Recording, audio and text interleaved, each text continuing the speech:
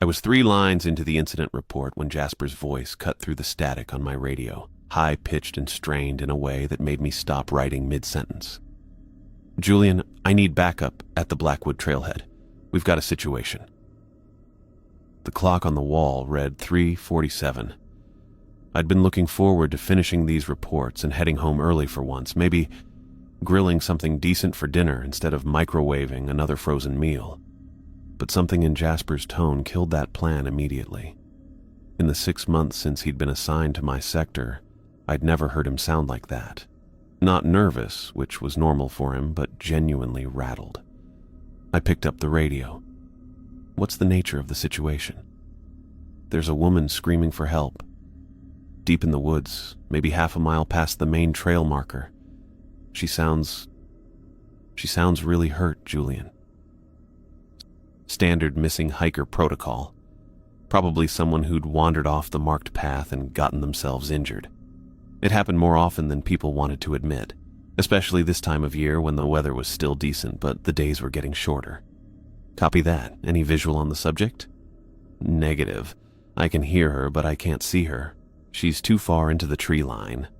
I waited for him to continue with the standard details: approximate age from voice analysis, direction of travel, whether he'd attempted verbal contact.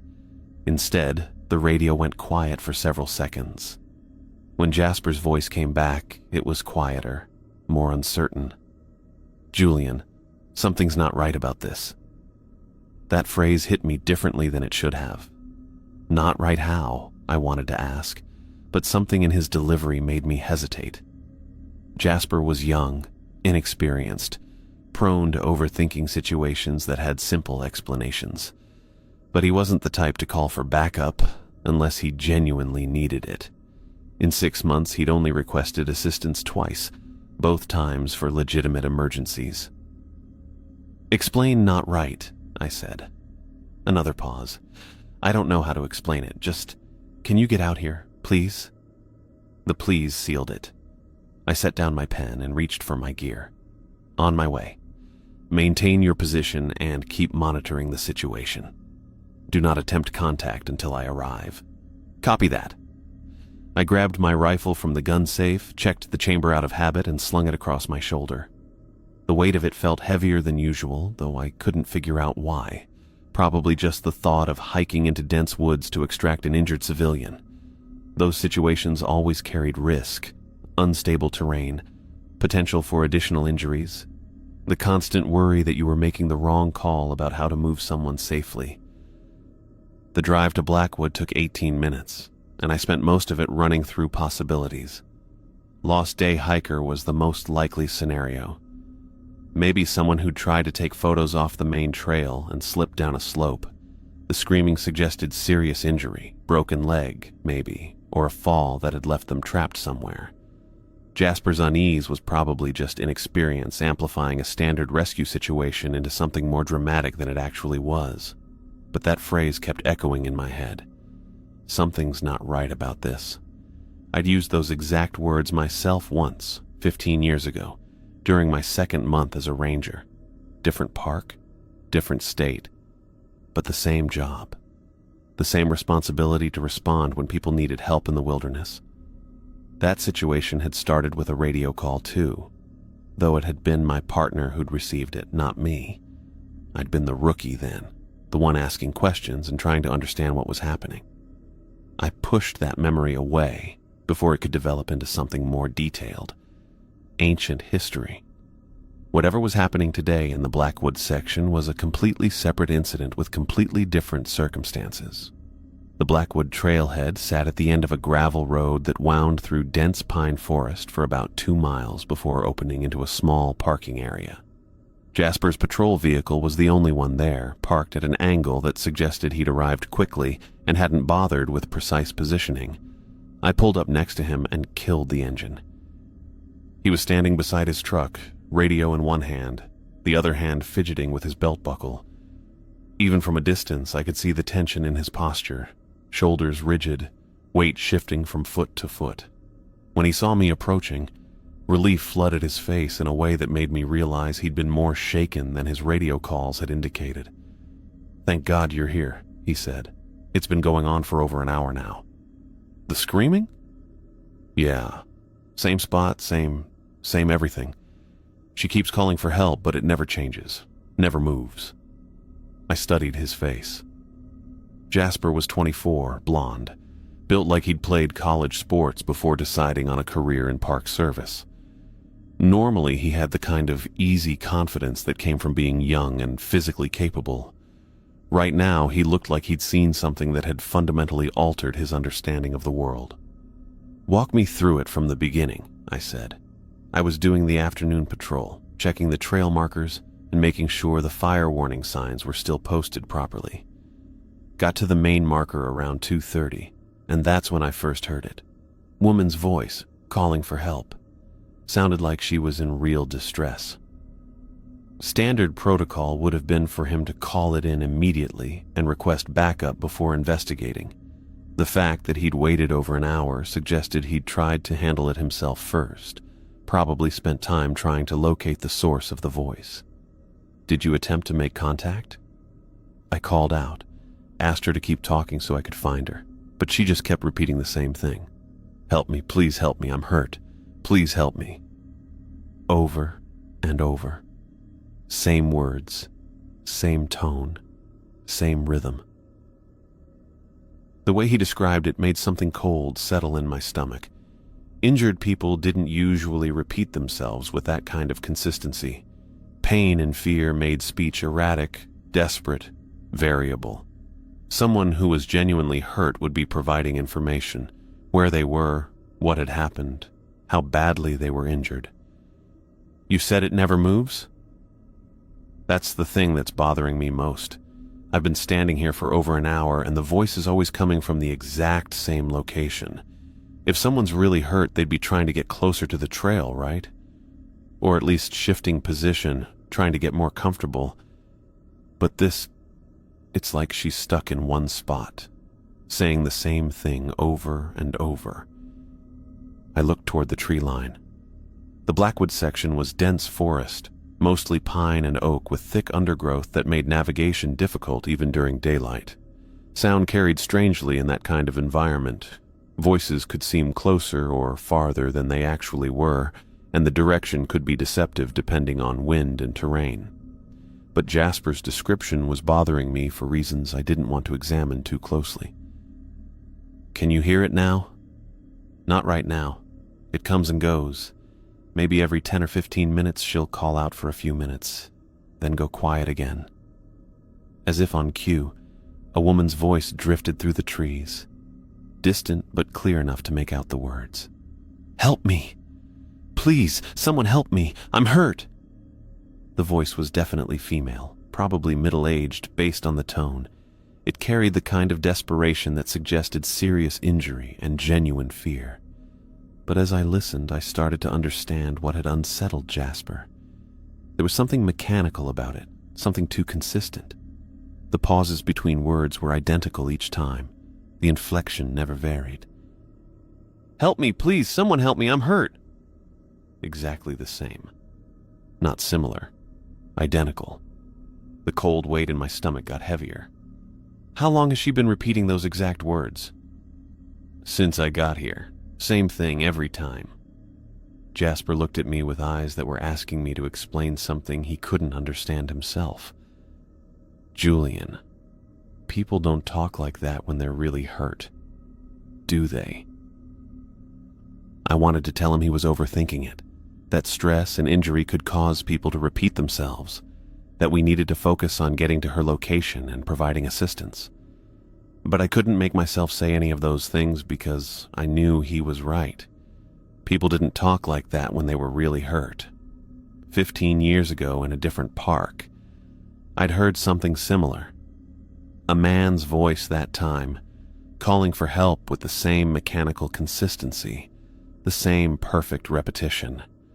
My partner had insisted we investigate, despite my growing certainty that something was fundamentally wrong with the situation.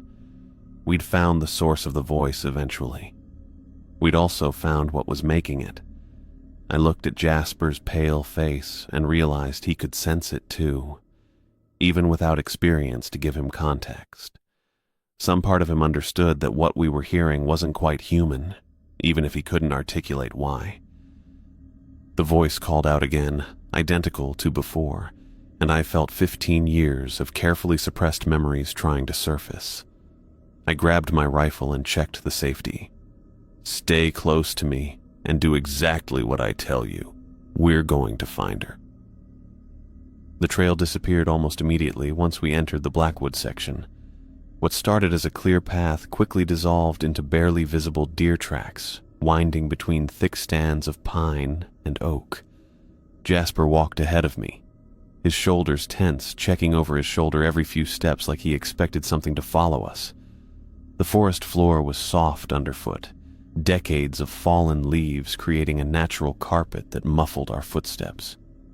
I kept my rifle ready but not raised, safety off, finger near the trigger guard. The weight of it felt familiar in my hands after all these years.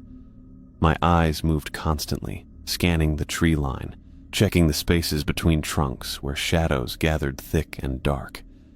The afternoon light filtered down through the canopy in scattered patches, creating a patchwork of brightness and gloom that made it hard to judge distances.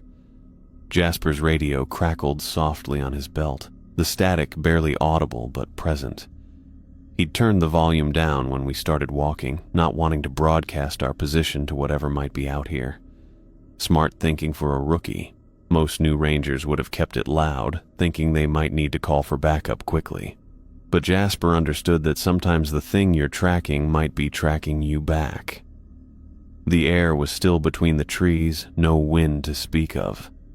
That made every sound carry farther than it should. I could hear Jasper's breathing, slightly faster than normal, could hear the soft scrape of his boots against fallen branches, could hear the distant chatter of squirrels somewhere off to our left, going about their business like nothing was wrong. We'd been walking maybe 20 minutes when I started thinking about the timeline Jasper had given me. An hour of screaming, then 10 minutes of silence before I arrived, then another 20 minutes for me to get here and for us to hike in. That meant we were looking at nearly an hour and a half since the woman had supposedly stopped calling for help.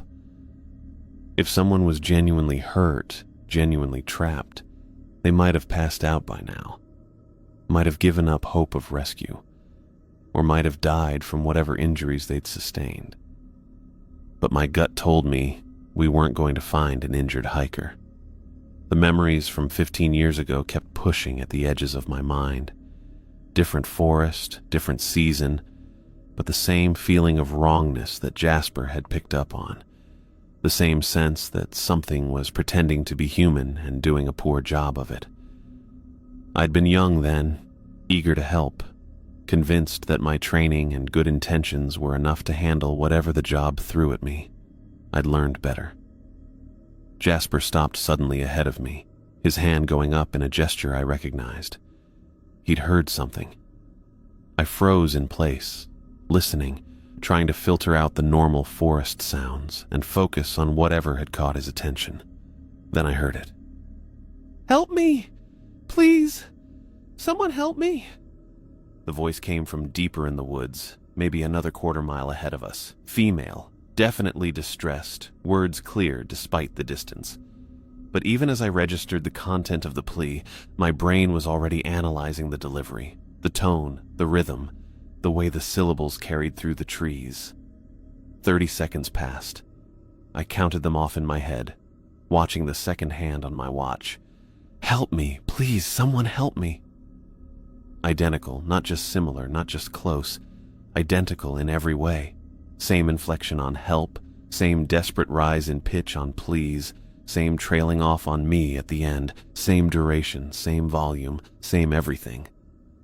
Jasper turned to look at me, his face pale. He'd heard it too, heard what was wrong with it even if he couldn't put it into words yet. His eyes were wide, asking questions he probably didn't want answered. I raised my hand, palm out, signaling him to stay quiet and still. We stood there in the dappled light, waiting, listening. I kept my eyes on my watch, counting down. 28 seconds, 29, 30. "Help me, please, someone help me." Perfect repetition. like a recording being played on loop, like someone had captured a moment of genuine terror and was broadcasting it at regular intervals to draw in anyone foolish enough to respond. Jasper's mouth opened slightly, probably to ask what we should do, but I caught his eye and shook my head firmly. Sound carried in these woods. If something was out there mimicking human distress, it might be listening for our response, waiting to hear how many people had come to investigate. I motioned for Jasper to come closer, close enough that I could whisper directly into his ear without the sound traveling. He moved carefully, avoiding the larger branches on the ground, his boots finding the soft spots between the roots. When he was within arm's reach, I leaned in. "Count the intervals," I breathed, my voice barely audible even to myself. "Listen to the exact words." He nodded, understanding immediately. We waited together, both of us focused on the voice that continued to call out from the deeper woods. I watched Jasper's face as he began to pick up on what had unsettled him earlier, what his instincts had recognized before his conscious mind could process it. 30 seconds. "Help me! Please, someone help me!" 30 seconds. "Help me! Please, someone help me!" 30 seconds. "Help me! Please, someone help me!" Jasper's breathing got shallower. I could see him working through the implications, trying to reconcile what he was hearing with what he knew about human behavior. People in genuine distress didn't repeat themselves with mechanical precision. They varied their pleas, changed their words, got hoarse from shouting, moved around trying to find better positions to be heard from. This wasn't human. I leaned close to his ear again. "We're not dealing with a person in distress." The words came out flat and certain, carrying the weight of experience Jasper didn't have yet. His head snapped toward me, confusion clear in his expression.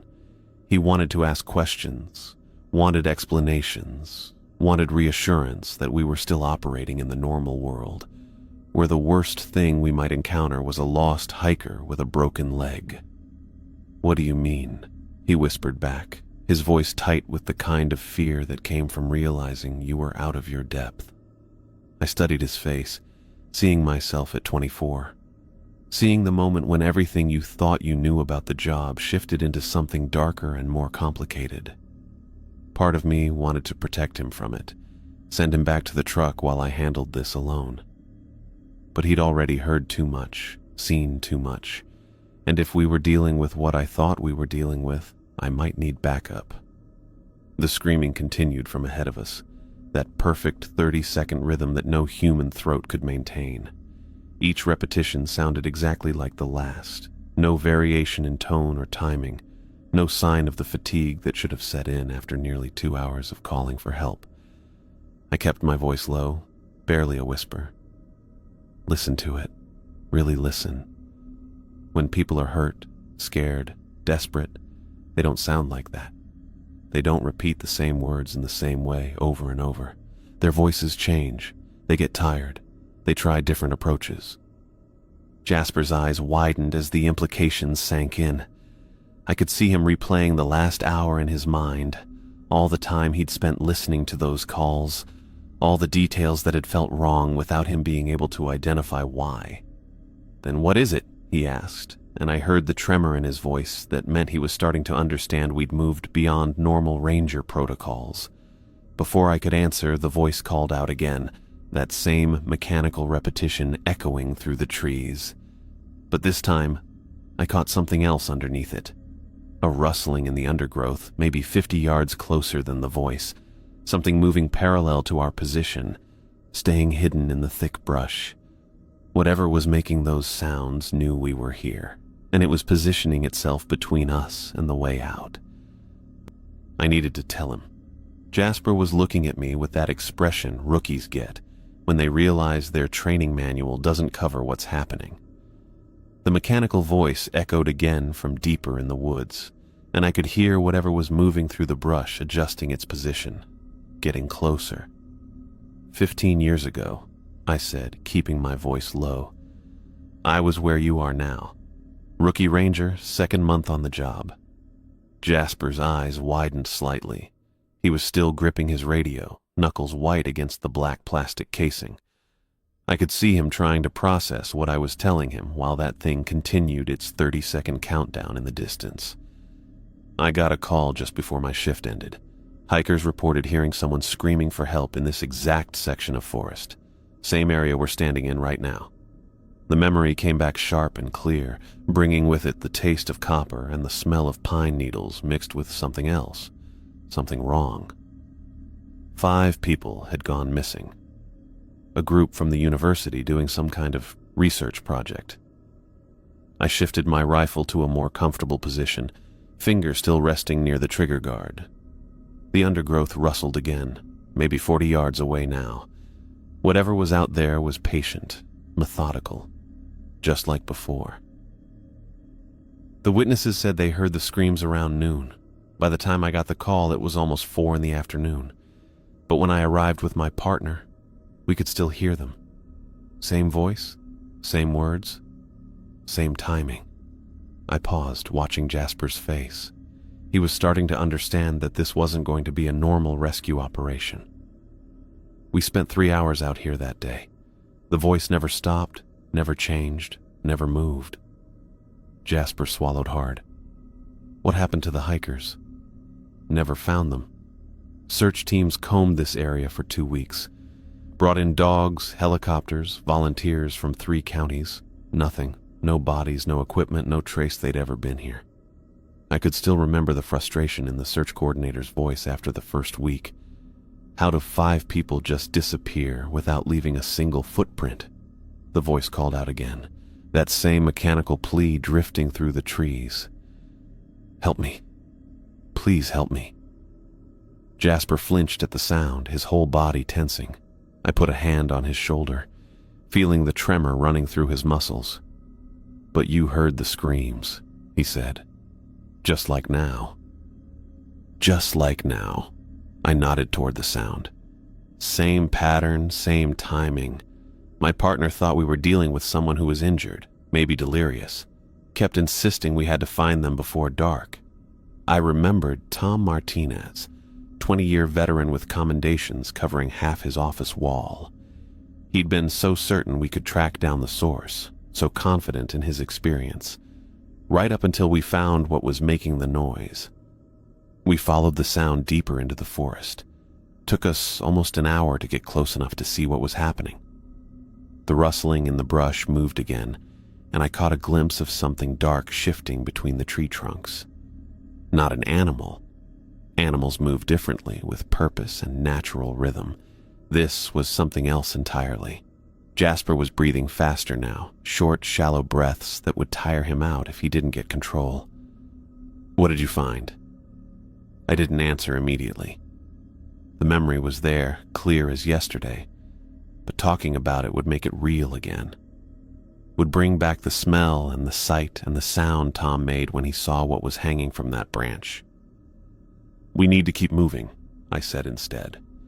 Stay behind me, keep your rifle ready, and whatever happens, don't run toward the voice, no matter what you hear, no matter what it sounds like. Julian. Jasper's voice had an edge to it now. What did you find 15 years ago? The voice called out again, and this time I was sure it was closer. Maybe 300 yards instead of 4. It was moving, drawing us deeper into the woods, just like it had drawn Tom and me. Just like it had probably drawn those 5 hikers. We found where the screams were coming from, I said finally. And we found what happened to the hikers. What was left of them. I started walking toward the sound, rifle held low but ready.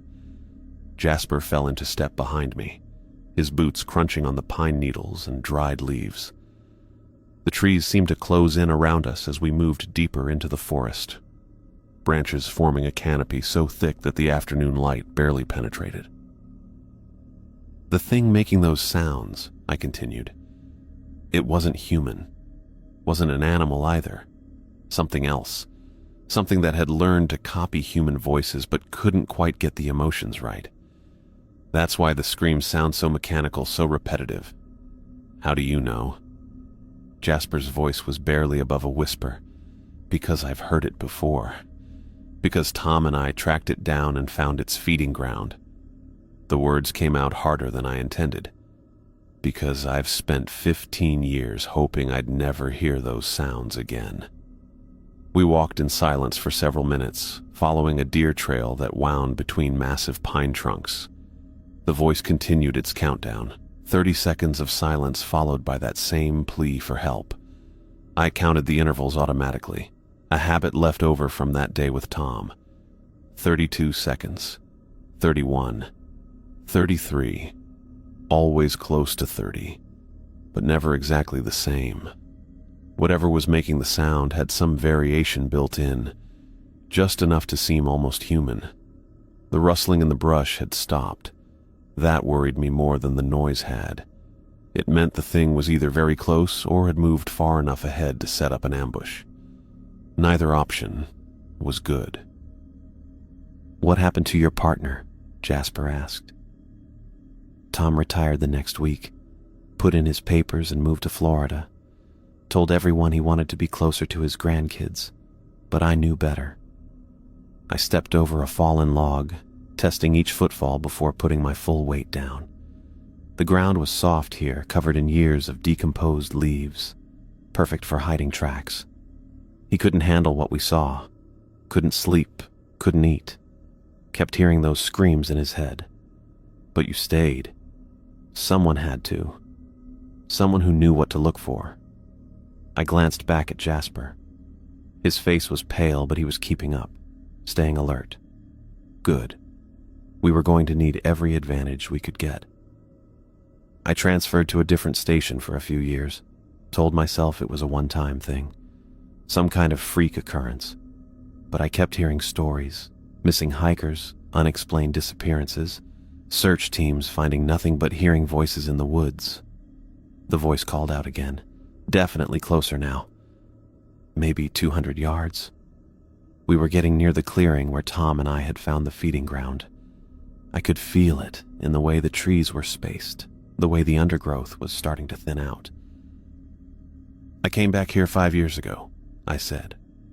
"Requested a transfer back to Pine Ridge specifically so I could keep an eye on this section of forest, because I knew it would come back eventually. They always do." "They?" There's more than one. Has to be. Too many disappearances over too wide an area for it to be just a single creature. I raised my rifle slightly, safety still off, finger moving closer to the trigger. But this one, the one making those sounds right now, this is the same one Tom and I encountered. I'm sure of it. We crested a small rise, and I could see the clearing ahead through the trees. Circular space maybe 50 yards across, surrounded by pines that had to be at least 100 years old. Massive trunks, branches starting 20 feet up, creating a natural cathedral effect.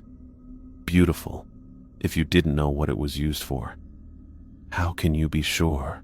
Jasper was whispering now, instinctively understanding that we were close to something dangerous. "Because it's using the same feeding ground. Same location, same hunting pattern. These things are territorial, like big cats. They find a spot that works and they stick with it." I stopped at the edge of the tree line, studying the clearing. The voice was coming from somewhere on the far side, hidden in the shadows beneath the largest pine. And because I can smell it, the odor was faint but unmistakable, sweet and rotten like fruit left too long in the sun mixed with something metallic. Blood and decay and something else, something alien that made my skin crawl. Jasper caught the scent a moment later. I heard him gag slightly, then force himself to swallow. "What is that smell?" "Decomposition. Old kills." I pointed toward the center of the clearing. "Look at the ground." The forest floor was wrong. Instead of the normal carpet of pine needles and fallen leaves, the earth was dark and stained. Patches of discolored soil formed rough circles, some old and faded, others more recent. Feeding spots, places where the thing had brought its prey to consume them. "Jesus," Jasper breathed. The voice called out again, and this time I could pinpoint the location. definitely coming from the massive pine on the far side of the clearing, the one with branches thick enough to support significant weight, just like 15 years ago. "Stay close," I whispered. "Don't look up until I tell you to. And whatever you see, don't run. Running triggers their hunting instinct." We stepped into the clearing, and immediately I felt exposed. The canopy opened up here, allowing shafts of late-afternoon sunlight to filter down through the branches. Our shadows stretched long across the stained ground, dark shapes moving toward the source of the voice. The smell got stronger as we approached the center of the clearing. Jasper was breathing through his mouth now, trying to avoid the worst of it. I could hear him fighting his gag reflex with each step. The voice called out again, so close now that it seemed to be coming from directly above us. "Help me. Please help me." The same words, the same inflection, but louder. Much louder. I stopped and grabbed Jasper's arm, pulling him to a halt just as he started to look up toward the sound. "Don't," I said firmly. "Not yet." But I could see it in my peripheral vision. A shape hanging from the thick branch 15 feet above us, suspended by something that wasn't rope. A woman's body, impaled through the midsection on a broken branch that had been sharpened to a point. Her torso was completely hollow, emptied out with surgical precision. Ribs spread wide, internal organs removed so cleanly that barely any blood had dripped to the ground below. The same thing Tom and I had found 15 years ago. The same feeding method, the same display. A lure and a warning combined into one horrific tableau. The sound hit the forest floor before I could process what was happening. Jasper doubled over, his hands braced against his knees, and everything he'd eaten that day came up in violent heaves against the base of a massive pine. The retching echoed through the clearing, harsh and raw, cutting through the unnatural silence that had settled over this place. I kept my rifle ready and swept my eyes across the tree line, tracking every shadow, every branch that might conceal movement. The mechanical voice had cut off the instant we'd stepped into this clearing, like someone had flipped a switch. That wasn't coincidence. Whatever had been calling to us knew we were here now, had probably known the moment we'd started moving through the forest. The sudden silence felt heavier than the repetitive screaming had been, loaded with the kind of tension that made every nerve in my body fire warning signals.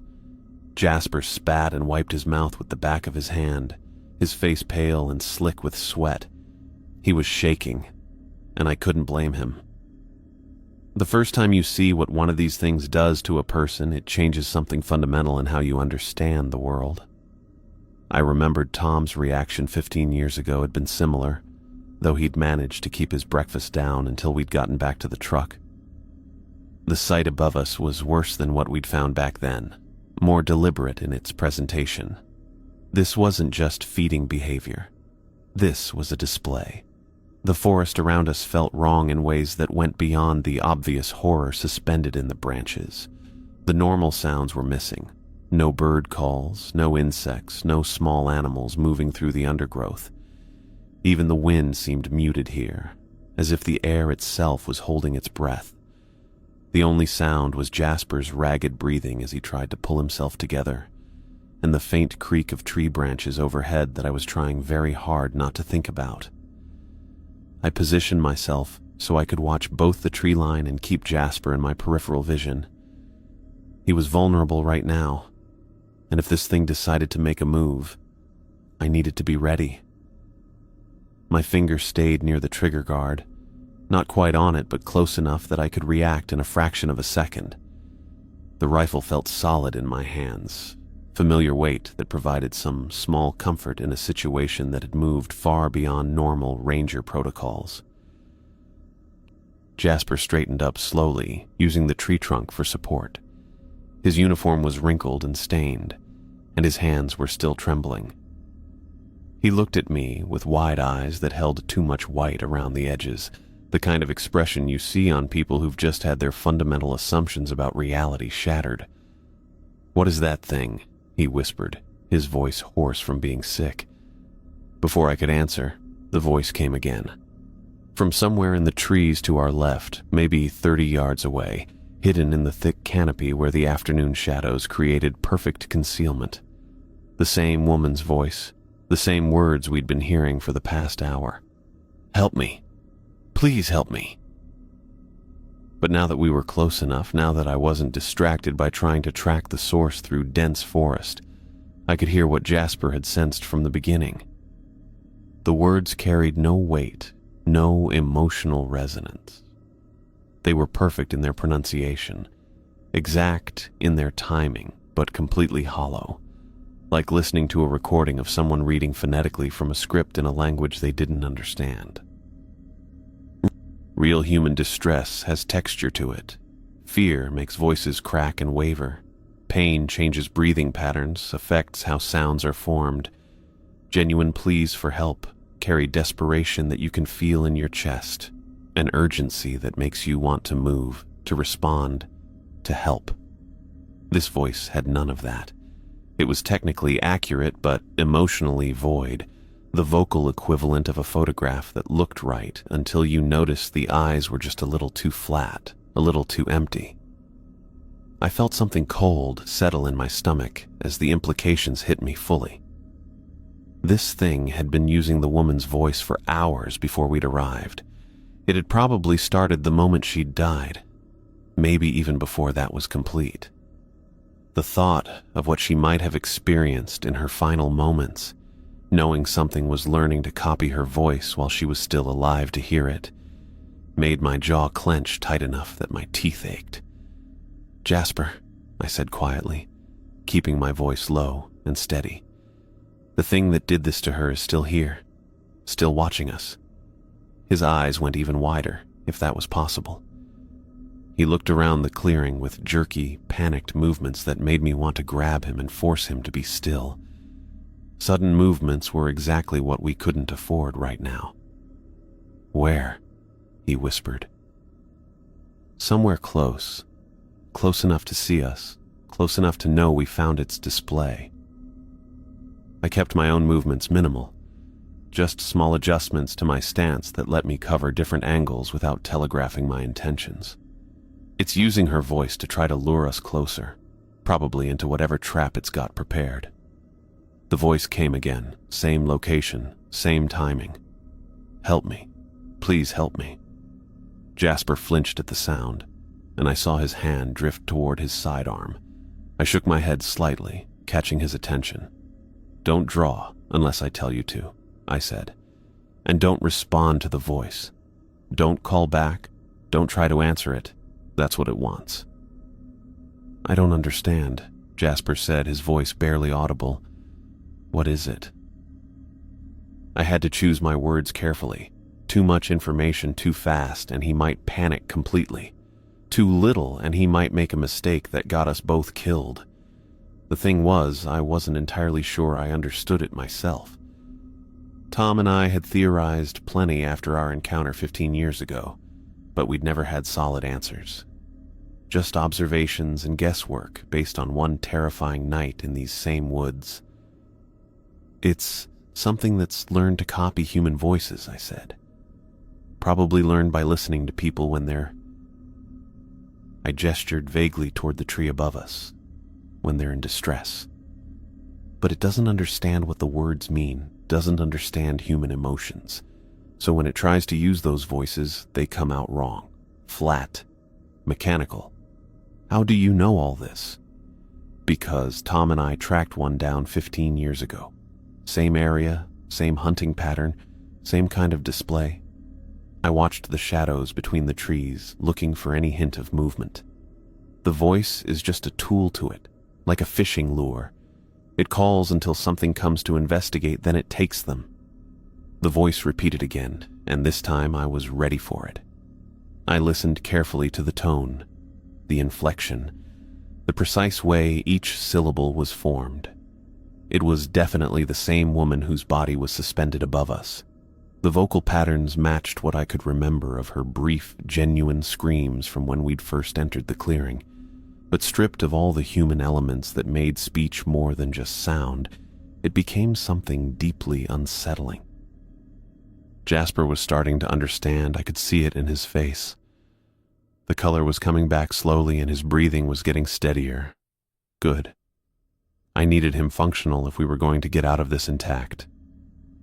"So, what do we do?" he asked. That was the question I'd been dreading. Tom and I had gotten lucky 15 years ago. We'd found the creature's feeding ground during daylight hours when it was less active, and we'd had the element of surprise. This time felt different, more deliberate. The positioning of the body, the timing of our arrival, the way the voice had stopped and started again. This felt like we were being herded, manipulated into being exactly where we were standing. "We stay calm," I said. "We don't give it what it wants, and we watch for our chance to move." The voice came again from the left, but this time I caught something else. A faint rustling in the canopy, branches moving in a pattern that didn't match the barely perceptible wind.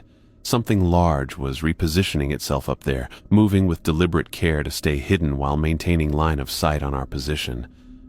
I thought about the woman above us, about how precisely her body had been emptied and displayed. This thing was intelligent, patient, and utterly alien in its approach to hunting. It didn't just kill for food, it killed for the tools that death provided. Voices to call with, fear to feed on, bodies to use as bait for the next victim.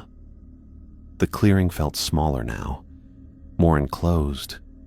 What had seemed like open space when we'd first entered now felt like a carefully constructed killing floor, with every sightline planned, every escape route anticipated. We were standing exactly where this thing wanted us to be.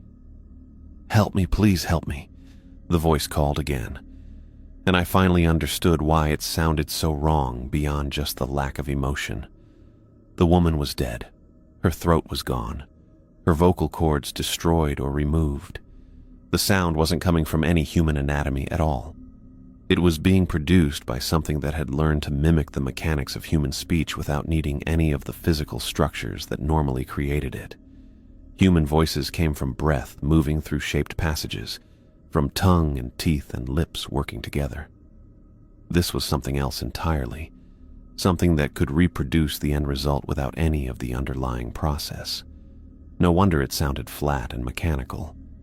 It was artificial from the ground up, a perfect copy with no original source.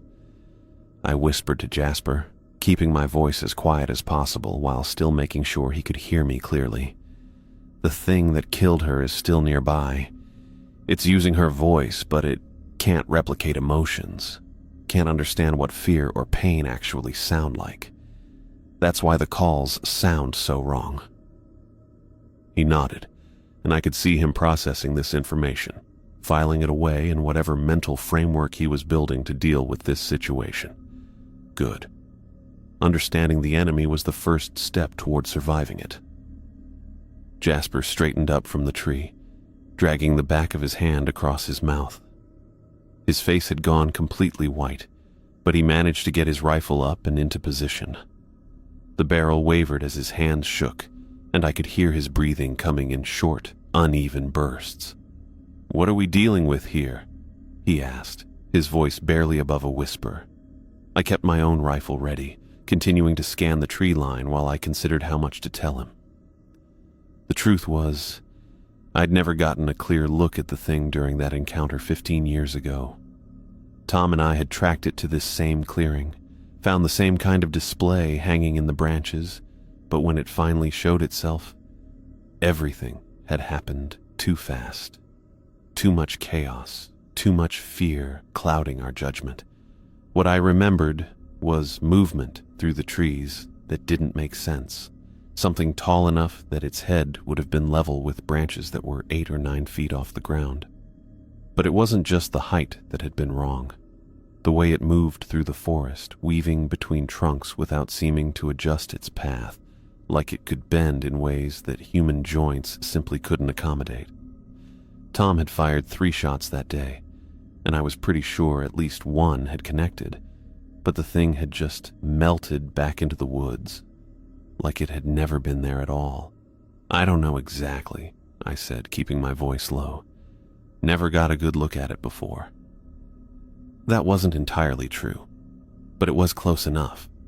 The glimpses I'd caught had been so brief, so impossible, that I'd spent years convincing myself I'd imagined half of what I thought I'd seen. When you're pumped full of adrenaline and scared out of your mind, your brain starts filling in details that might not have been there. At least, that's what I'd told myself. But there were other things I knew.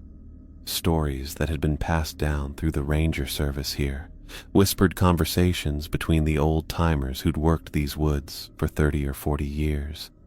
They talked about disappearances that went back decades, maybe longer. Always the same pattern.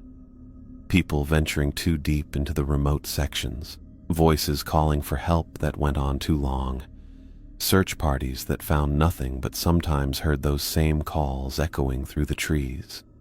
Frank Morrison, who'd retired just before I transferred back here, had pulled me aside during my first week and told me about a case from the 70s. 3 hunters who'd gone missing during deer season. Their truck was found at a trailhead, gear still inside, but no trace of the men themselves. The search had gone on for 6 days, and on the last day, the volunteers had heard someone calling for help from deep in the forest. They'd spent hours tracking the voice, but every time they got close, it seemed to move farther away. When they finally gave up and headed back, they realized the voice had been leading them in circles. Been taking people for generations, Frank had said, staring out at the tree line. Whatever it is, it's been here longer than any of us. I'd thought he was just trying to spook the new guy, but now, standing in this clearing with that mechanical voice echoing through the trees, I was starting to understand that the old rangers hadn't been telling ghost stories. They'd been trying to warn me. The voice called out again, and my head snapped toward the sound, but this time it was coming from our right, maybe 40 yards away instead of the left where we'd heard it before. "Help me! Please, someone help me!" Same exact tone, same inflection, same desperate pleading that somehow managed to sound completely empty of actual desperation. But the location had shifted, and it had done so without any sound of movement through the undergrowth.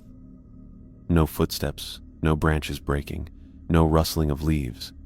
Just the voice in a new position, like it had simply materialized there. My stomach dropped as I realized what was happening. The thing was circling us, trying to disorient us, make us lose track of where it actually was. It wanted us confused, wanted us spinning around in the middle of this clearing like targets in a shooting gallery. I thought about the layout of the clearing, the sight lines from the tree line to where we were standing. If something was moving around the perimeter, it would have a clear view of us from almost any angle. We were completely exposed out here, and it knew exactly where we were at all times. "Jasper," I said quietly, not taking my eyes off the trees. "Stay close to me. Keep your weapon ready, but do not respond to that voice. No matter what it says, no matter how desperate it sounds, you don't say a word back to it." He nodded, but I could see the fear building in his expression. This was way beyond anything they'd trained him for at the academy. Hell, it was beyond anything anyone had trained for, because officially, things like this didn't exist. "And whatever you do," I continued, "don't show any emotional reaction to it. Don't let it see that you're scared. Don't let it hear you breathing hard. These things feed on fear, and if it thinks you're panicking, it's going to press that advantage." The voice came again, this time from behind us. We'd been facing roughly north when we entered the clearing, and now it was calling from the south, which meant the thing had moved at least 90 degrees around our position in the span of maybe 2 minutes. I forced myself to turn slowly, keeping my movements deliberate and controlled. Jasper followed my lead, and I was relieved to see that he was getting his breathing under control. His hands were still shaking, but he was keeping the rifle steady enough to be useful if it came to that. The problem was, I had no idea what it coming to that would actually look like. Tom had never talked about the details of our encounter, and I'd been too shaken up at the time to form clear memories of how the thing had actually attacked.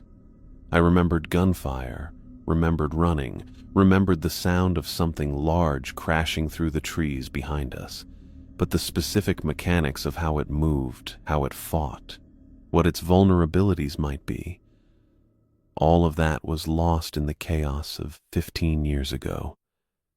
What I did know was that it was intelligent, the way it was positioning itself, the calculated use of the woman's voice, the choice of this clearing as a hunting ground. None of that was random. This thing planned its attacks, studied its prey, waited for the right moment to strike, which meant it was probably waiting for us to make a mistake, to give it an opening it could exploit. I tried to think like a predator, tried to figure out what it was looking for. Panic was probably the big one. If we started running blindly, we'd be easy targets. Separation would be another opportunity. If Jasper and I got split up, it could pick us off one at a time. And ammunition.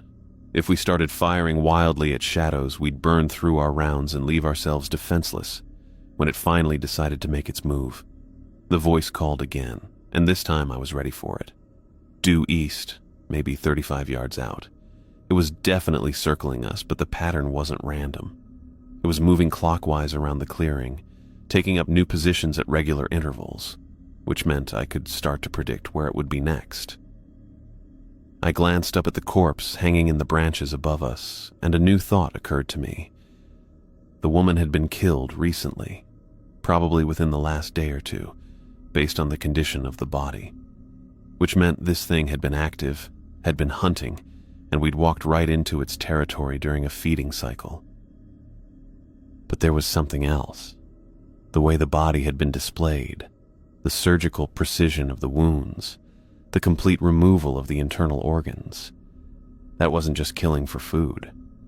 That was ritual behavior, maybe even artistic expression. This thing took pride in its work, took time to arrange its victims in specific ways, which suggested that it might not be in a hurry to kill us. It might want to play with us first, to savor the fear, to draw out the experience.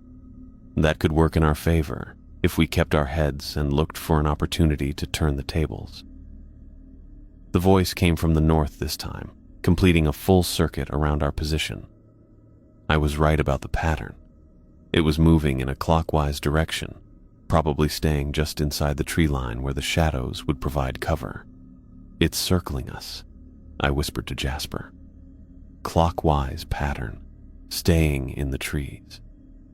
Next call should come from the northwest."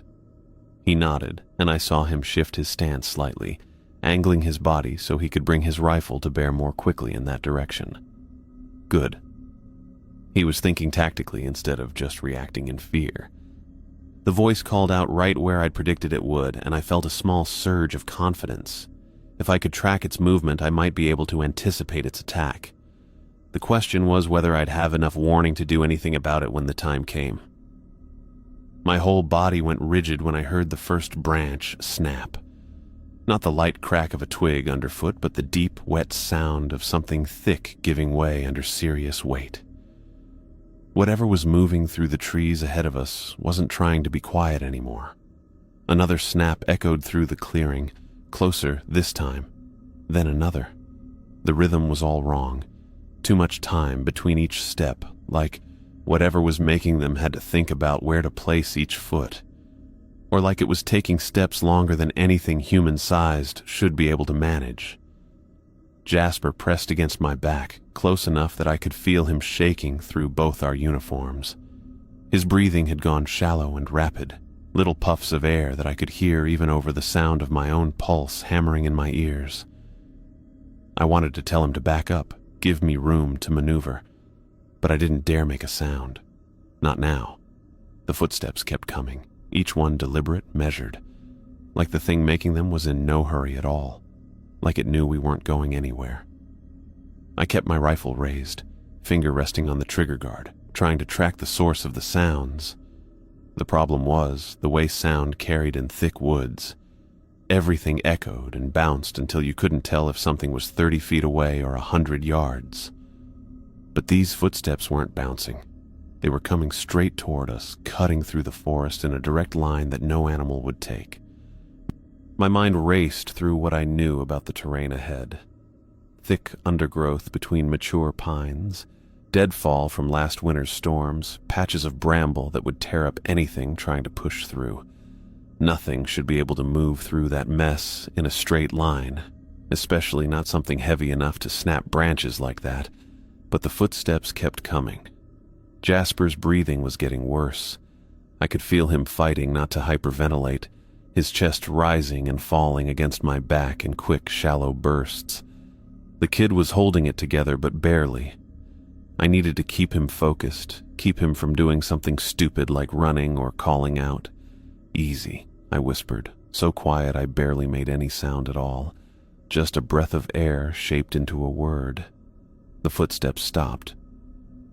Complete silence settled over the clearing, not the normal quiet of a forest where you could still hear birds in the distance or wind through leaves, but the absolute dead silence that happens when every living thing goes into hiding. Even the insects had stopped buzzing. I waited, rifle trained on the tree line where the sounds had been coming from. Seconds stretched into what felt like minutes. My arms started to ache from holding the weapon steady, but I didn't dare shift position. Whatever was out there was listening now, trying to pinpoint exactly where we were. Then I heard it again. One careful step, closer than before. Then another. But now I could tell the spacing was wrong in a way that made my skin crawl. The time between footsteps was too long, like each step covered more ground than should be possible.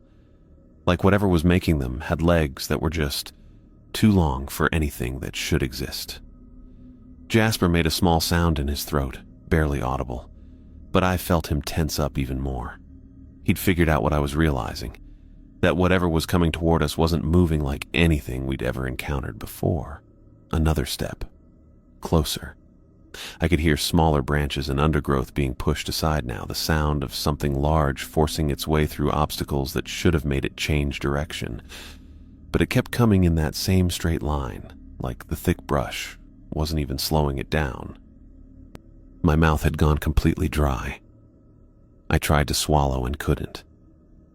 15 years ago, Tom and I had heard these same kinds of footsteps, but we'd never gotten close enough to see what was making them.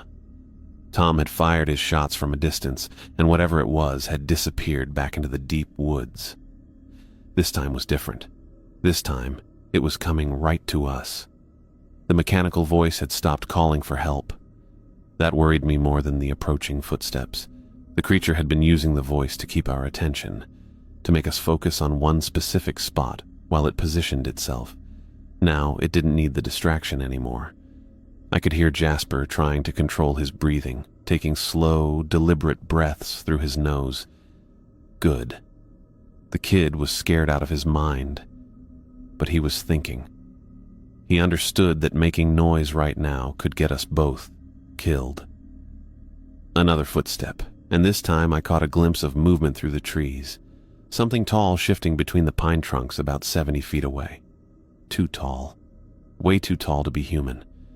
My brain tried to make sense of what I was seeing, but the proportions were all wrong. The thing took another step, and now I could see it more clearly through the gaps in the undergrowth.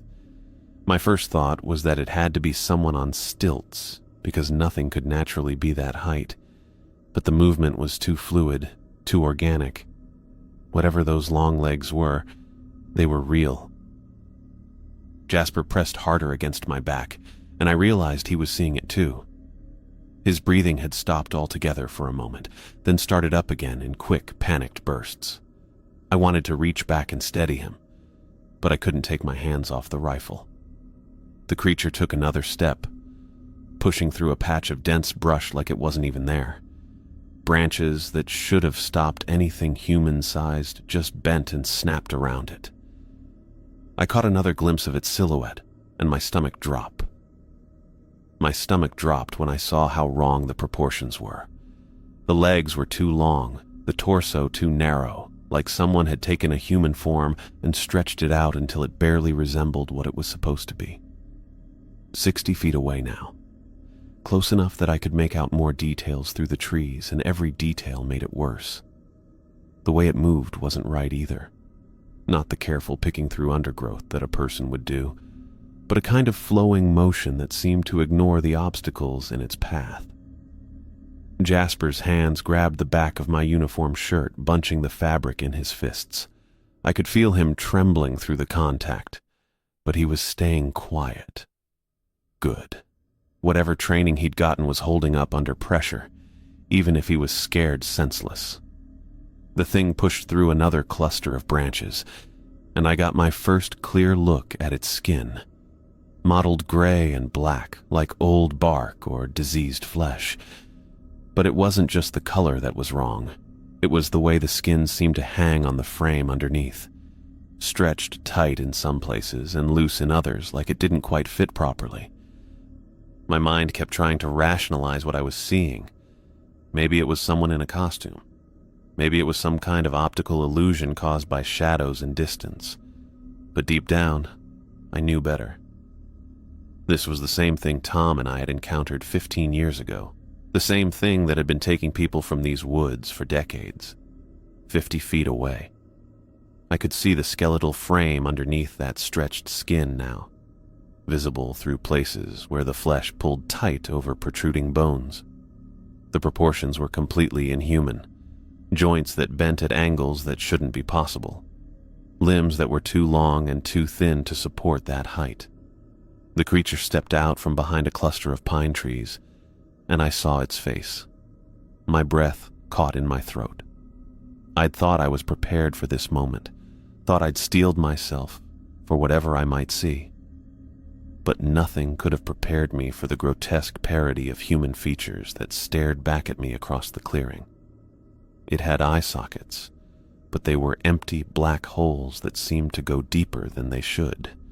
No eyes, just darkness that looked like it went on forever. The nose was barely there, just 2 slits in the gray flesh.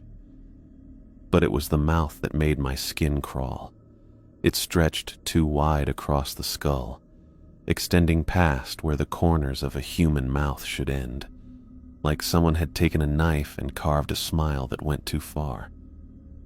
Jasper made a sound behind me, a tiny whimper that he couldn't quite suppress. I felt him pressing harder against my back, and I knew he was seeing the same nightmare I was. The creature stood there for a moment, perfectly still, and I realized it was studying us.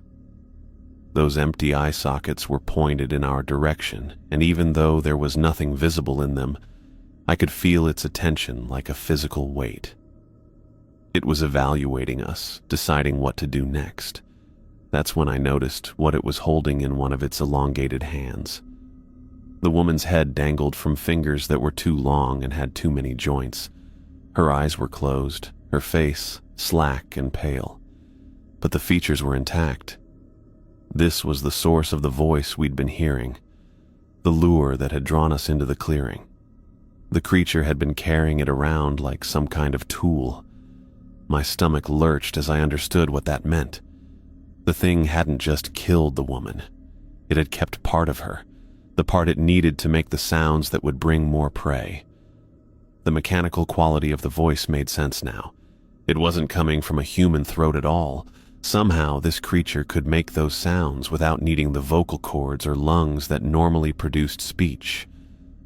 The head swayed slightly as the creature shifted its weight, and I saw that the neck had been severed cleanly, almost surgically, no ragged edges or torn flesh.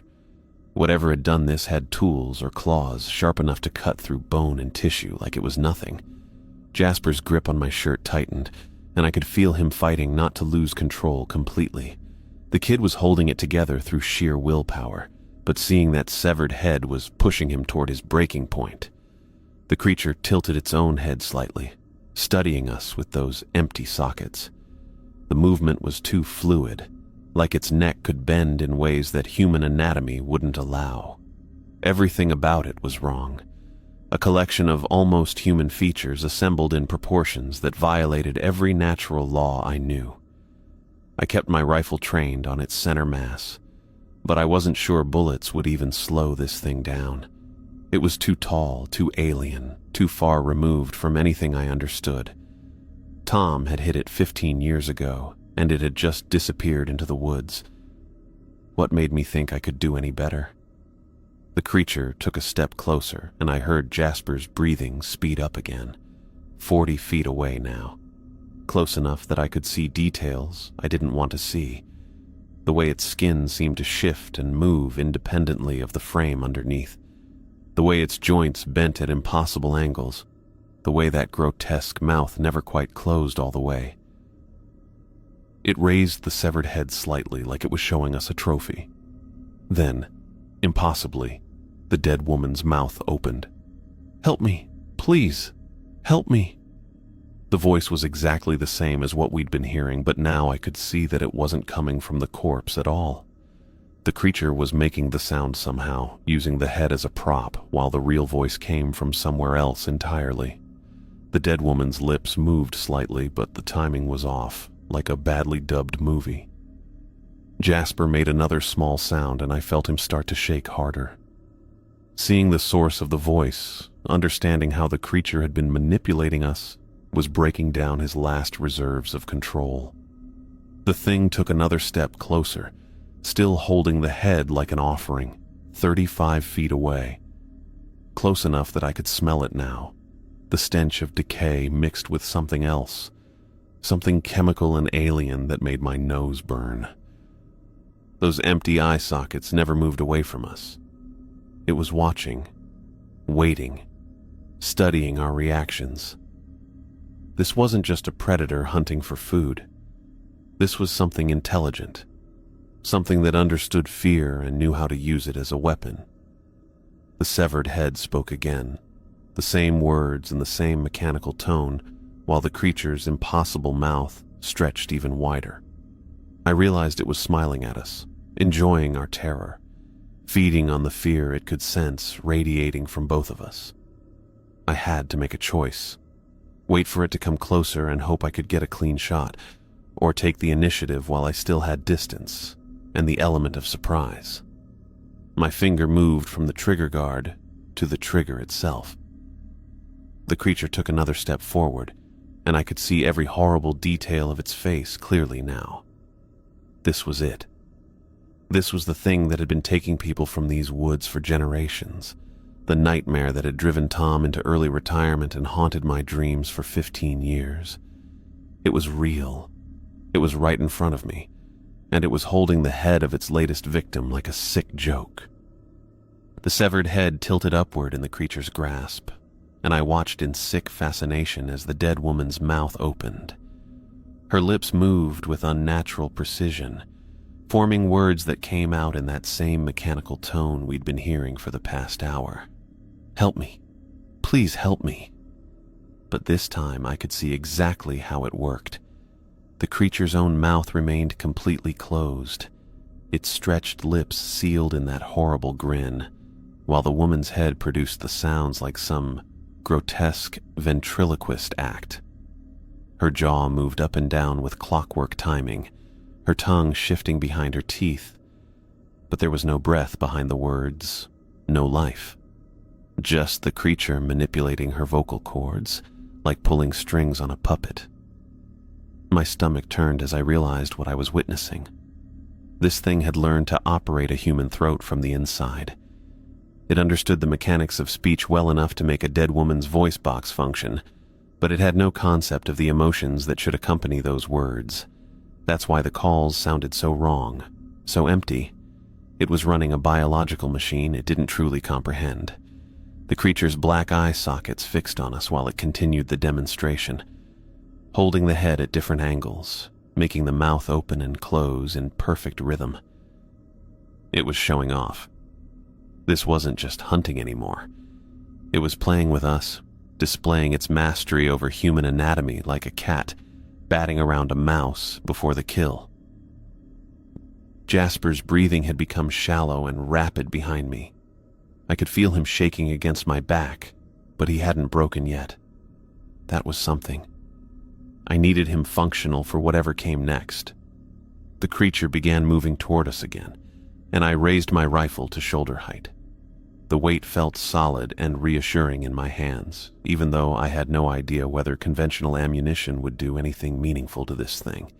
Tom had hit it 15 years ago, and it had disappeared, but disappeared didn't necessarily mean dead. For all I knew, we were facing the exact same creature that had taken those 5 researchers. Its gait was even more disturbing up close. Each step covered far too much ground, like it was sliding across the forest floor rather than walking on it. Its legs bent at angles that shouldn't have been possible, joints flexing in directions that made my eyes water to follow. The thing was tall enough that its head would have been level with the lower branches of the pines surrounding us, but it moved through the undergrowth without adjusting its path, as if the brush simply parted around it. I lined up the shot, centering the rifle's front sight on what I estimated was the creature's center of mass. Not much point in aiming for the head when it didn't seem to have eyes anyway, and I'd learned enough about anatomy during my years as a ranger to know that center mass gave me the best chance of hitting something vital, assuming this thing had vital organs in the places they should be. My finger moved from the trigger guard to rest lightly on the trigger itself. The metal was cold against my skin, and I forced myself to breathe steadily the way I'd been trained. Inhale, exhale, find the natural pause between breaths where the shot would be steadiest. I'd done this before with bears, with aggressive elk, with rabid coyotes, but none of those had been carrying a human head and speaking through dead lips. The creature stopped approximately 30 feet away from us, close enough that I could see every horrible detail of its face, but far enough that it could probably cover the distance in a single leap if it decided to charge. It stood there for a moment, perfectly still, holding the woman's head at shoulder height, like it was presenting evidence in some twisted courtroom. Then it tilted the head in our direction, angling it so the dead woman's face was looking directly at me. The lips moved again, but this time the words came out different. Same voice, same mechanical precision, but the content had changed. "Why won't you help me?" The question hit me like a physical blow. It wasn't just mimicking the woman's voice anymore. It was engaging with us directly, using her vocal cords to communicate its own thoughts. The creature had learned enough about human speech patterns to construct new sentences, to hold a conversation through a severed head. "Please, I'm hurt. Why won't you come help me?" Jasper made a small whimpering sound behind me, but he managed to keep it quiet. I could feel his rifle barrel pressing against my shoulder blade as he tried to maintain his aim while staying close enough to use me as a psychological anchor. The kid was holding together better than I'd expected, better than I had during my first encounter with this thing. I kept my rifle trained on the creature's torso, but I didn't answer its questions. Engaging with it would be exactly what it wanted. Some kind of response it could feed on, whether that was fear or anger or desperate hope. I'd seen what happened when people tried to reason with predators. It never ended well for the people. The creature seemed to sense my refusal to respond because it made a sound I hadn't heard before. A low, throaty chuckle that came from its own mouth this time, not the woman's head. The sound was wet and wrong, like air being forced through damaged tissue. It knew exactly what it was doing to us. "She was so scared when I found her," the creature said through the dead woman's lips, tilting the head at a different angle. "She kept asking for help just like this, over and over." My jaw clenched involuntarily. The thing was trying to get under my skin, trying to make me emotional. Angry people made mistakes. Angry people rushed in without thinking, or hesitated when they should have acted. I'd seen it happen with other rangers who let personal feelings cloud their judgment during dangerous encounters. But knowing what it was doing didn't make it any easier to listen to. "She told me about her family," the creature continued, and now the woman's head was facing Jasper. "Her children. She wanted to see them again." Jasper's breathing hitched, and I felt his rifle waver slightly against my back. The kid was starting to crack. I needed to end this before he completely lost it. The creature took another step closer, and I could smell it now. That chemical stench mixed with decay that I remembered from 15 years ago. It was like nothing I'd ever encountered before or since, sharp and organic at the same time, making my sinuses burn and my eyes water. Whatever this thing was, it definitely wasn't from around here. "You could help her now," it said, holding the head toward us like an offering. "You could take her home to her family." That's when I realized what it was really doing. This wasn't just psychological torture, it was still hunting. The creature was trying to get us to come closer, to reach for the head, to break our defensive position. It wanted us to move toward it instead of making it come to us. Probably because it knew that the moment one of us stepped forward, we'd be within range of whatever other capabilities it had that we hadn't seen yet. Those elongated arms could probably reach a lot farther than they looked. And if it could move through trees the way Tom had described, bending and flexing in impossible ways, then our current distance might not be as safe as I'd thought. I kept my aim steady and waited. Let it make the next move. Let it commit to an action that would give me a clear shot. The creature's head tilted to one side, studying us with those empty black sockets. It was learning from our behavior, figuring out what worked and what didn't. When the emotional manipulation hadn't drawn us forward, it would try something else. These things were patient when they needed to be, but they were also predators. Eventually, the hunting instinct would override the psychological games. Behind me, Jasper was getting himself back under control. His breathing had steadied, and the rifle barrel against my shoulder blade was solid again. Whatever internal battle he'd been fighting, he'd won it. For now. The creature seemed to sense the change in him because it shifted its attention back to me. The woman's head turned in my direction again, and this time when the lips moved, the voice was different. Deeper. Male. "I remember you." My blood went cold. That wasn't the woman's voice anymore. It was Tom's voice, exactly as I remembered it from 15 years ago. Same gruff tone, same slight accent from his years in Texas before transferring to Pine Ridge. The creature had somehow learned Tom's voice, stored it away all this time, and was now using it against me. "You were here before," it continued in Tom's voice. "You and your partner. He shot me."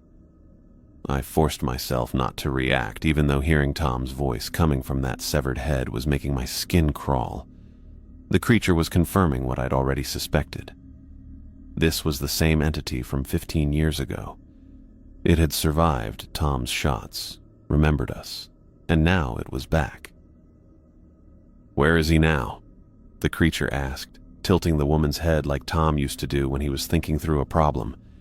"Your partner. Did he come back with you?" It was fishing for information, trying to figure out if there were more rangers in the area.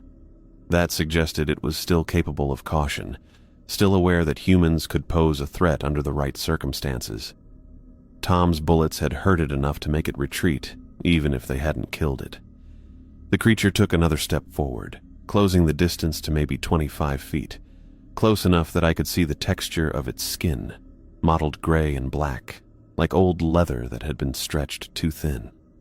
There were places where it looked torn or damaged, revealing darker tissue underneath. Battle scars, maybe, or just the natural decay that came with whatever this thing was.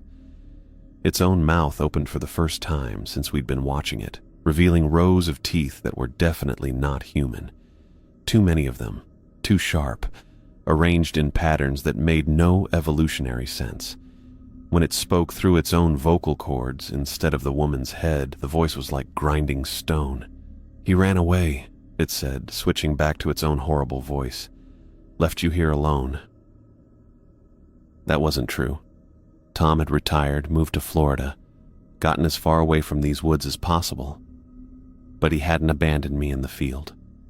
We'd both made it out of that encounter 15 years ago. Even if we'd both been changed by it, the creature was still trying to provoke an emotional response, still looking for that moment of weakness it could exploit. But now it was getting impatient. I could see it in the way it held itself, the slight forward lean that suggested it was preparing to move. The psychological warfare phase was almost over. It began making a new sound then, a rapid clicking noise that came from somewhere deep in its throat. Not quite insect-like, but close enough to make my skin crawl. The sound echoed off the pine trees surrounding us, creating a chorus of clicks that seemed to come from everywhere at once. Jasper pressed closer against my back, and I could feel his fear spiking again.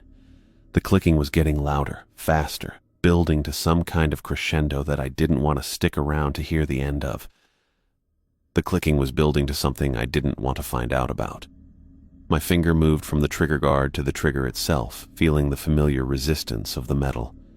25 feet away, the creature held that severed head like some kind of grotesque puppet.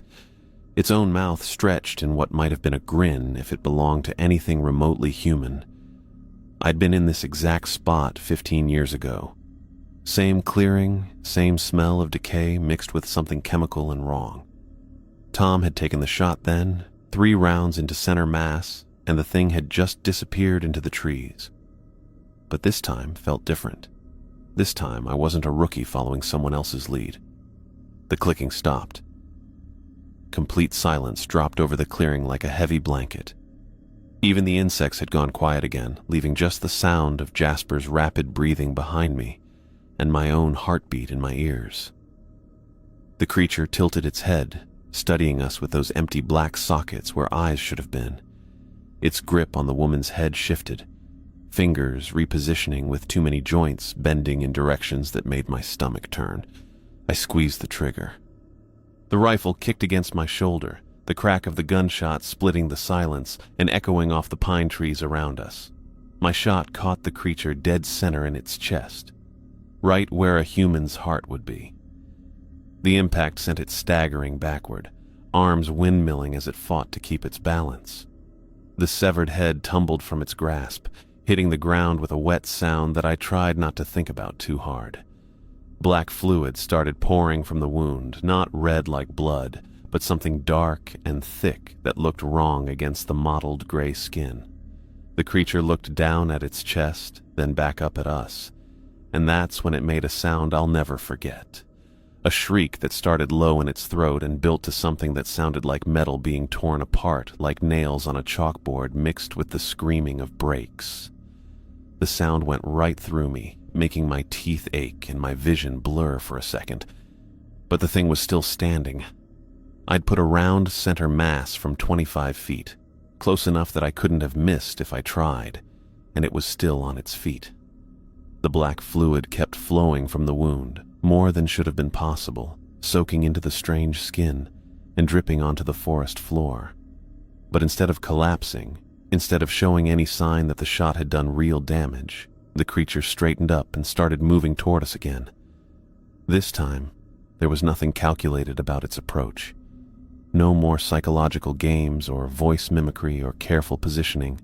Pure fury radiated from every line of its body as it covered ground with those impossible strides.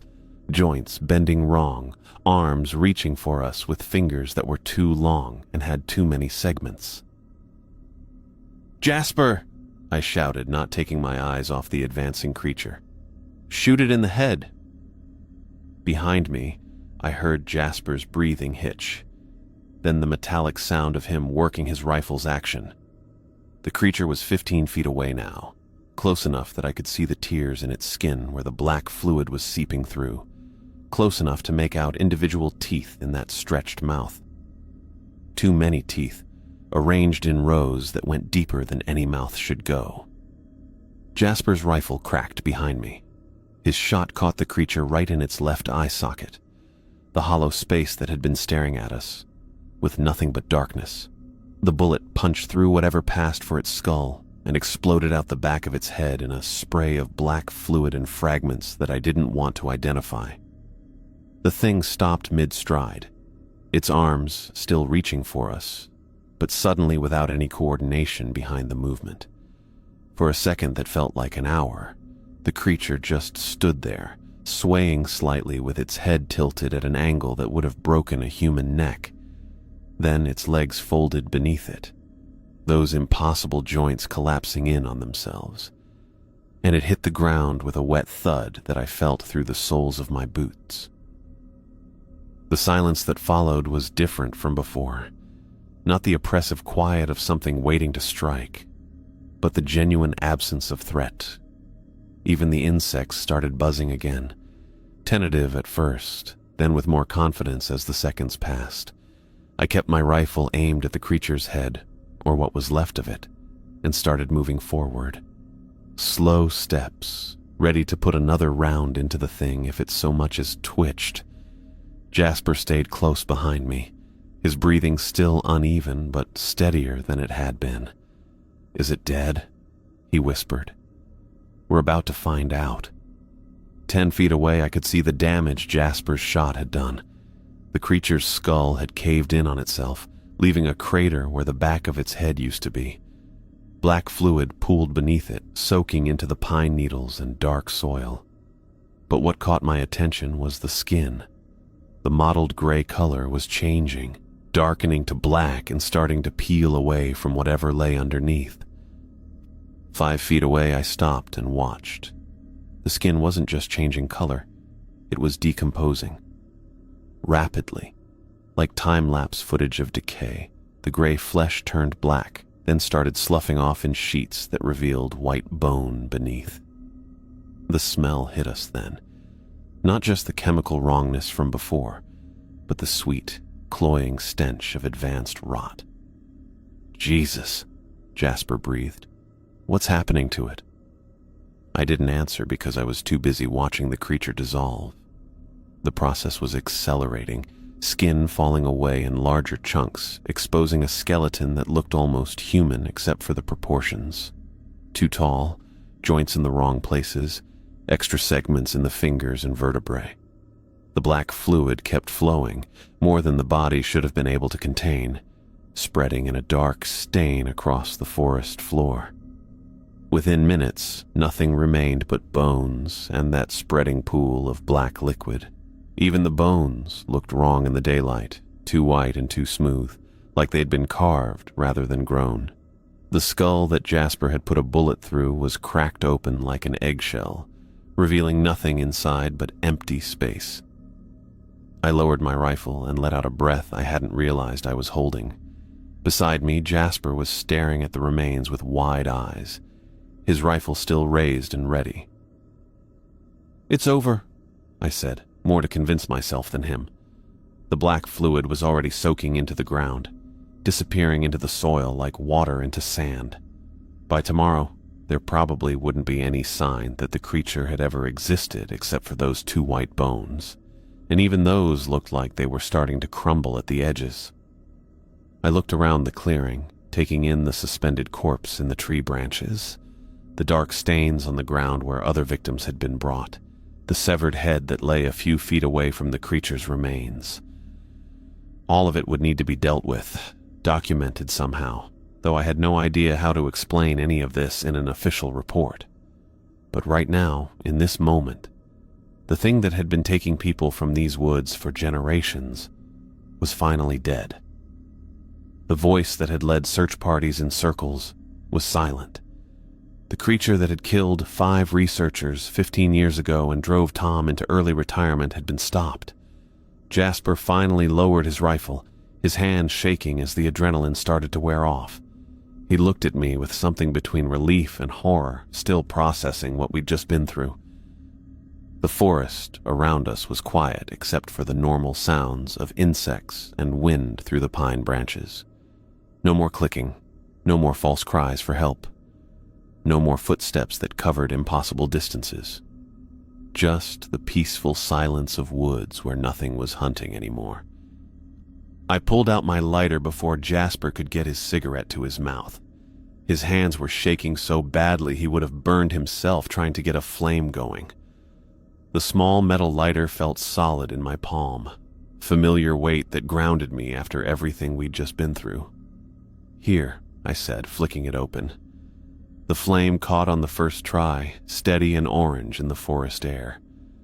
Jasper leaned forward, cigarette between his lips, and I could see his hands still trembling as he cupped them around the lighter. The paper caught, glowed red, and he took a long drag that made his shoulders drop slightly. "Thanks," he said, exhaling smoke in a thin stream. I clicked the lighter shut and found myself a spot on the fallen log beside him. The bark was rough under my palms, probably a pine that had come down in last winter's storms. Jasper took another drag, deeper this time, and some of the color started coming back to his face. Still pale, but not the gray-white he'd been when we first walked into this clearing. The bones were still there, 20 feet away from us. What was left of the creature, anyway, white and scattered now, some of them already starting to crumble at the edges, where the black fluid had eaten away at them. In daylight filtering through the canopy, they looked almost normal, almost like they could have belonged to a deer or elk that had died out here naturally. Almost, but I knew better. I'd seen what those bones had carried, the thing that had worn them like an ill-fitting suit. The impossibly long limbs, the joints that bent in directions that made my stomach turn just thinking about them. The empty eye sockets that had somehow still managed to watch us, track our movements, study us like we were specimens in a jar. Jasper finished his cigarette and immediately reached for another one. I didn't comment on it. Hell, I was considering asking him for one myself, even though I'd quit smoking 3 years ago. Some situations called for old habits. "We need to call it in," I said, pulling out my radio. "What are you going to tell them?" Good question.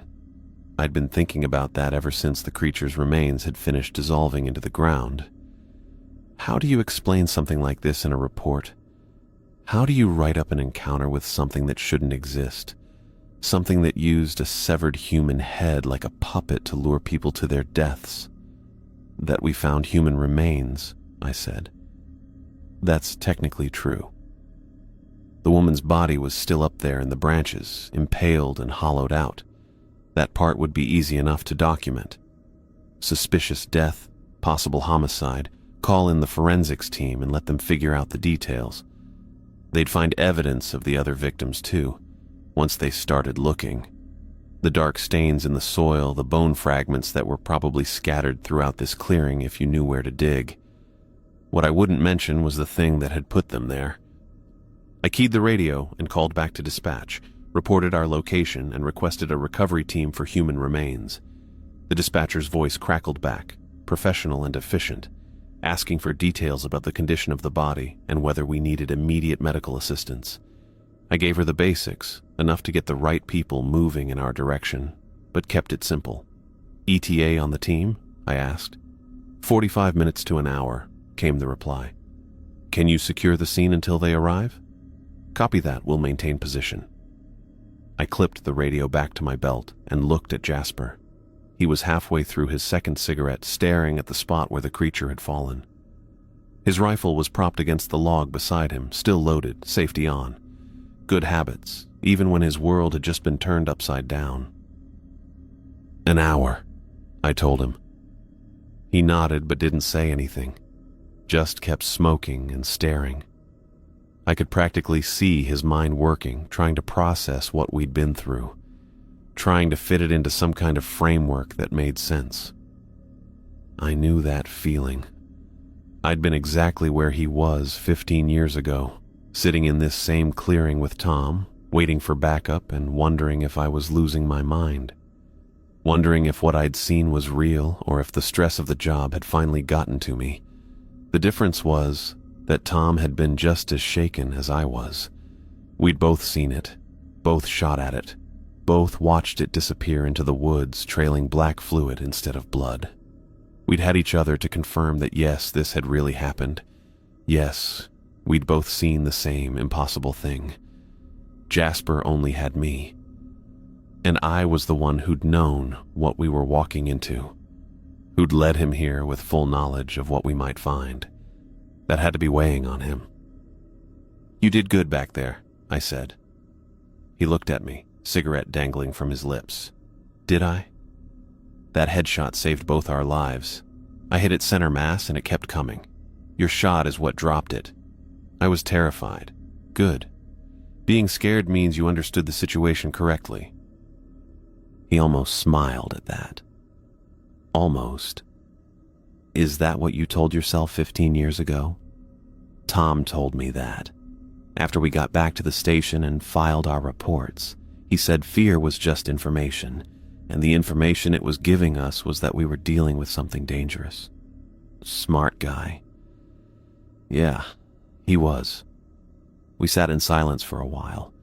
The forest around us had returned to normal, insects buzzing in the undergrowth, wind moving through the pine branches overhead.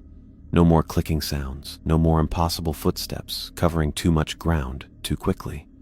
Just the ordinary sounds of woods where nothing was hunting. But I kept my rifle close anyway. Old habits. Jasper stubbed out his second cigarette on the log and looked up at the tree branches where the woman's body was suspended.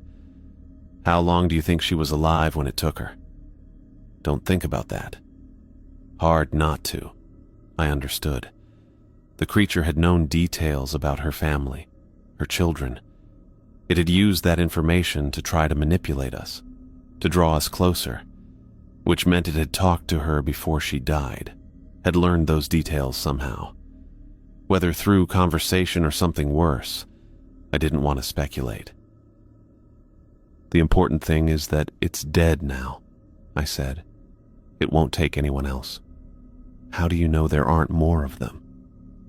That was the question I'd been dreading, the one I'd been asking myself for 15 years, ever since Tom and I had walked out of these woods and tried to convince ourselves that what we'd encountered was some kind of isolated incident.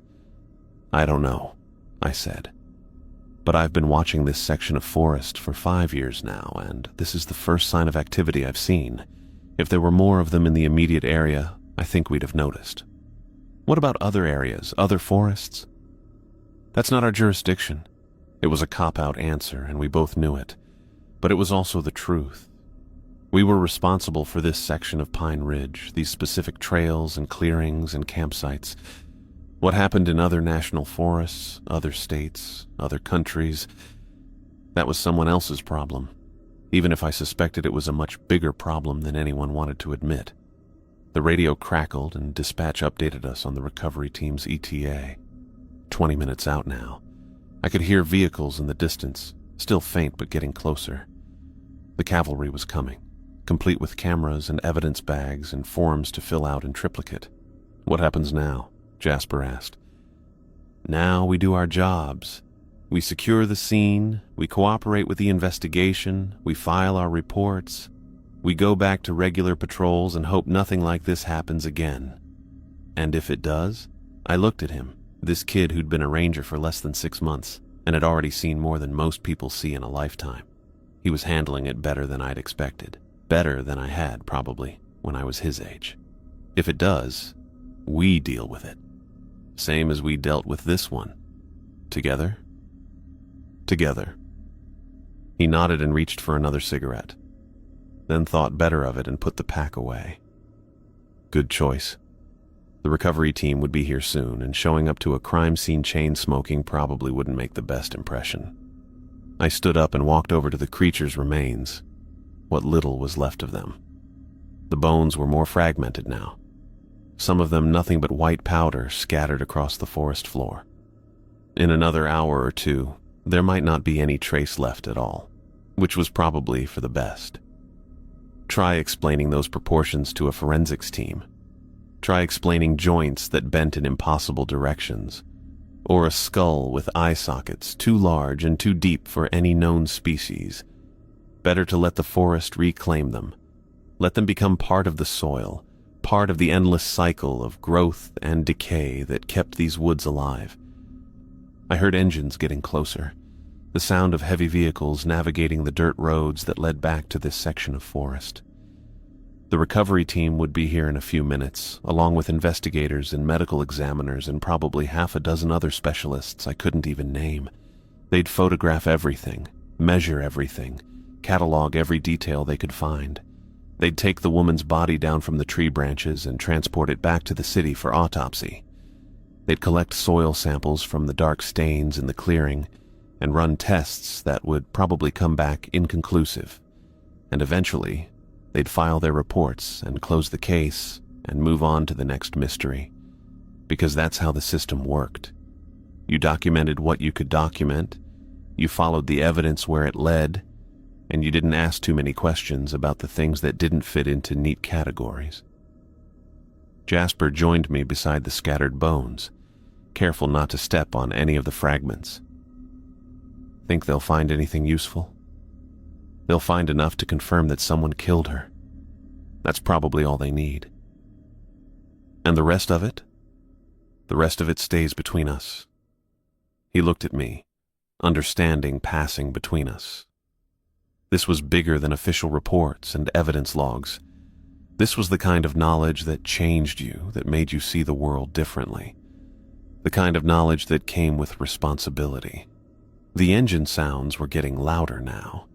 I could make out individual vehicles, probably 3 or 4 of them, winding their way along the old logging trails toward our position. In a few minutes, this quiet clearing would be full of people with clipboards and cameras, all of them focused on documenting a crime scene that told only half the story. I shouldered my rifle and started walking back toward the main trail.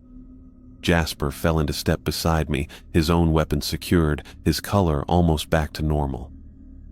We'd wait at the trailhead for the recovery team, guide them back to the clearing, and then spend the rest of the day answering questions and filling out paperwork. But the real work was done. The thing that had been taking people from these woods for generations was dead, dissolved into nothing but bone fragments and dark stains in the soil. The forest was safe again, at least this part of it. And maybe that was enough. Maybe that was all we could ask for. The first vehicle came into view through the trees, a white van with county markings and emergency lights flashing. Behind it, 2 more vehicles, probably the investigative team in the medical examiner's office. I keyed my radio and confirmed our position, guided them to the parking area where Jasper and I had left our trucks. Professional voices responded, efficient and businesslike, treating this as just another day at the office. Which, in a way, it was. People died in national forests all the time, some from accidents, some from exposure, some from violence. The system was designed to handle these situations, to process them according to established protocols.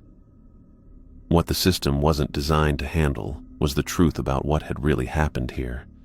But that was fine. Some truths were too big for paperwork anyway. Jasper and I reached the trailhead just as the first van pulled up. Doors opened and people climbed out, already reaching for equipment and clipboards. The machine was in motion now, all the gears and procedures that would turn this morning's events into official documentation. I watched them organize themselves, listened to them coordinate their approach to the scene. Professional, competent, focused on their jobs. They'd do good work, thorough work. They'd find what they needed to find. But they wouldn't find the whole story. That was something only Jasper and I would carry, along with the knowledge that sometimes the monsters in the woods were real, and sometimes ordinary people had to step up and face them. The team leader approached us, a woman in her 40s with graying hair and sharp eyes. She introduced herself as Detective Morrison, no relation to Frank, just one of those coincidences, and started asking the standard questions about how we'd discovered the scene. I answered carefully, sticking to the facts that mattered for her investigation. We'd been responding to reports of someone calling for help. We'd tracked the voice to this location. We'd found the body and called it in. All true. Just not the whole truth.